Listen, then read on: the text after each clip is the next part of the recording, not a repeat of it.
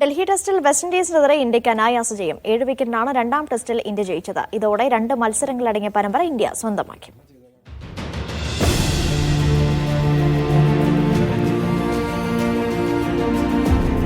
ആദ്യ ടെസ്റ്റിൽ തകർന്ന് തരിപ്പണമായ വെസ്റ്റ് ഇൻഡീസ് ഡൽഹിയിലെ രണ്ടാം ടെസ്റ്റിൽ പൊരുതാനുറച്ചാണ് ഇറങ്ങിയത്.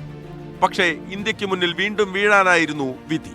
1994 ശേഷം സ്വന്തം മണ്ണിൽ വെസ്റ്റ് ഇൻഡീസിനോട് തോറ്റിട്ടില്ല എന്ന നേട്ടം ഇന്ത്യ തുടർന്നു. നായകൻ എന്ന നിലയിൽ ശുഭ്മൻ ഗില്ലിന്റെ കന്നിക്കിരീടമാണ് വിൻഡീസിനെതിരെയുള്ള പരമ്പര നേട്ടം. വിൻഡീസ് ഉയർത്തിയ 121 റൺസ് വിജയലക്ഷ്യം ഇന്ത്യ 3 വിക്കറ്റ് നഷ്ടത്തിൽ മറികടന്നു. KL രാഹുൽ അർദ്ധ സെഞ്ചുറി നേടി. അവസാന ദിനം കളിക്കാനിറങ്ങുമ്പോൾ 58 റൺസായിരുന്നു ഇന്ത്യക്ക് വിജയിക്കാൻ വേണ്ടിയിരുന്നത്.